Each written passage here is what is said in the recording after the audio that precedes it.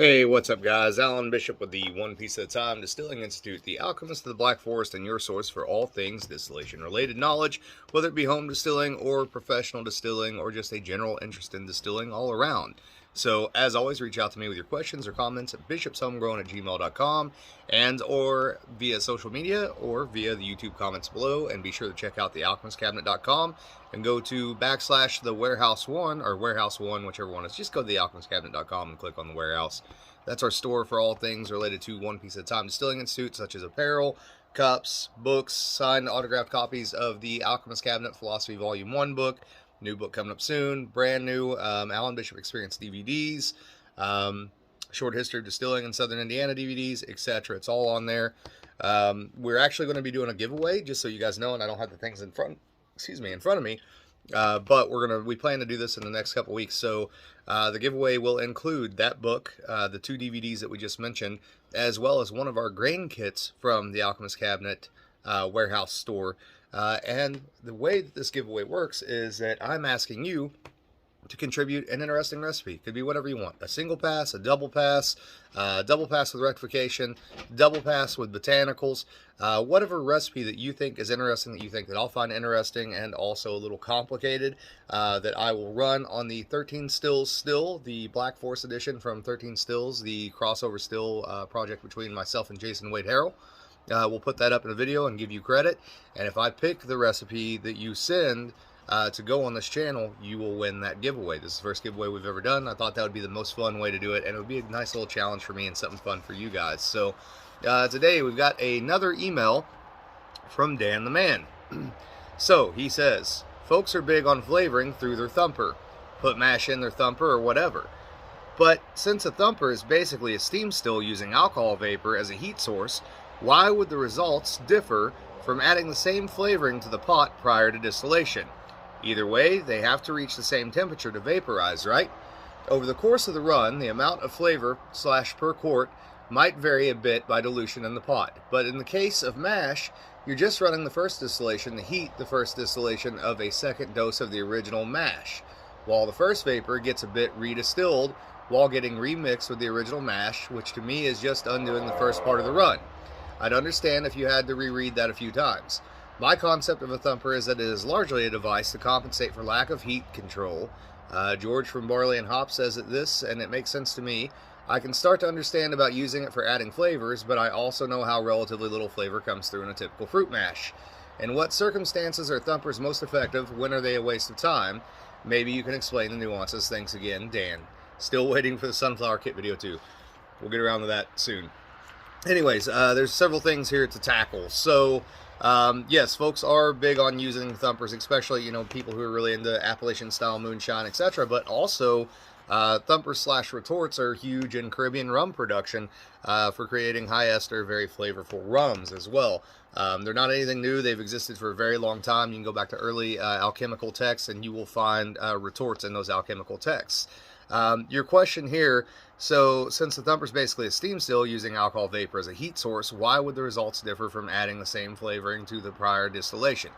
Well, this is kind of an interesting thing. So you mentioned that the thumper does raise proof and purity, and it's not just a little bit. It does almost do the same amount of redistillation as doing a doubling run. Now, do you have some amount, if you put mash in your thumper, of single pass distillate coming over with double distilled distillate? Absolutely you do.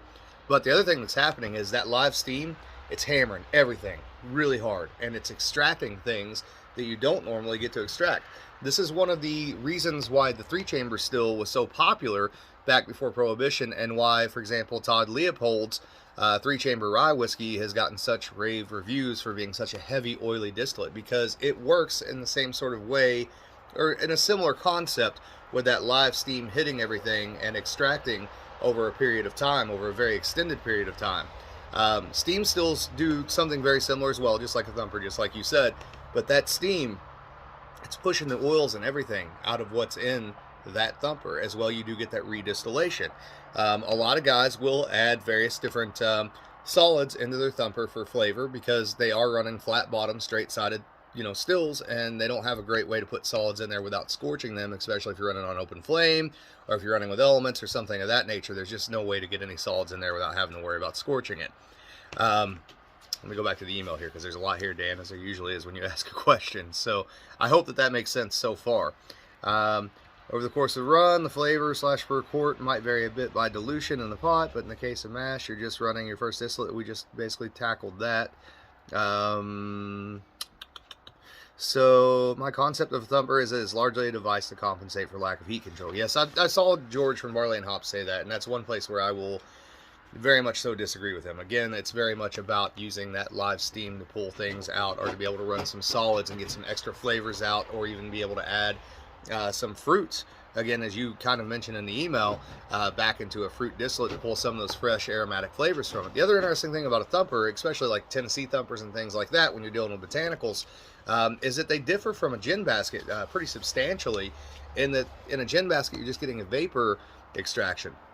In a Thumper, you're getting a vapor extraction, and it's, again, just getting the hell hammered out of it, and the oil's pulled out of it, but you're also getting a little bit of a liquid extraction, so you're extracting flavors in a very different way, and you're probably extracting very different flavors. I can tell you, for example, that an absinthe made with a maceration and then a vapor distillation, and an absinthe made with a maceration and then potentially a Tennessee Thumper still, are night and day different from one another, regardless of the botanicals being the same otherwise.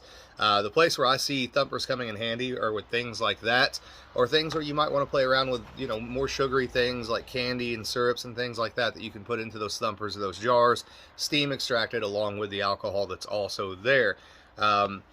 Where I don't see them as being useful is if you are into traditional brandies, traditional whiskeys, etc. There are instances probably where with traditional whiskeys they're probably helpful to some degree, depending on what you're trying to do, what you're trying to extract, etc. But for example, for me, most brandies, if you're really into the flavor, the true flavor of brandy, and people have a bad idea of what the flavor of brandy should be. They think peach brandy, and they think, oh, it's going to be this luscious, beautiful, juicy peach, and that's not what it does at all. You know, it's all about collecting the spirit of whatever that raw material was at the time that it was ripe. And that's mostly aroma and a little flavor that follows with it. So if I'm doing something like that, I want double pot still distillation, right? I want to focus on the old school, what I consider the true distiller's art. Nobody else has to consider it that. That's just my consideration. I do think that they come in handy if you want to amp up that traditional thing and add, say, some apples into your Thumper, or even some apple, I've lost my brain here, some applesauce or something of that nature, right? And get some more character of that apple out of it. It's definitely useful. I think they're useful if you want some subtleties, a little bit different than a gin basket, and throw just a few botanicals in there just to sort of give a different little flavor to there. I also think that if you prefer the flavor of a distillate that is distilled on the grain, such as bourbon, rye, etc., that using a Thumper is a good way to be able to include some of those solids that still have some of that alcohol and some of that flavor in there. Now, obviously, you can't include a whole lot of it, and depending on how your Thumper's set up, you may not want to include any of it because you may not be able to clean it out. I can see it both ways. For me, it's another tool in the toolbox. It's another thing that I can manipulate distillations with, and manipulate the spirit that comes off the still with, and change the spirit that comes off the still. You know, if you got one mash bill, and you took that mash bill and you ran it on, you know, pot still, double pot distilled it, maybe you triple pot distilled it, maybe you ran a Thumper, maybe you ran a Tennessee Thumper, maybe you ran a gin basket, etc. All of them give so many different variations. They're just tools in the toolbox one way or the other. So there's no positive or negative for me on these anyhow, one way or the other. And I've had some great liquor that has been run through a single Thumper, a double Thumper, or even sometimes these Tennessee Thumpers. And I myself do have a 8-jar Tennessee Thumper system. It's 4 jars actually active at a time, with 2 sets of jars and a bypass in between that you guys will see in a video here very shortly. I've promised little Ricky Gibson that I will take care of that, so that is coming. I hope that kind of answers some of your questions, Dan. Maybe not in the best way of answering them, because it's all very much opinionated, but for me, you know, Thumpers are useful sometimes. Depends on the product, depends on what you want to do. They do tend to actually redistill a little more than what George from Barley and Hops gives them credit for, and I don't think most people were ever really using them as temperature control. The dogs are fighting now. Hold on, guys.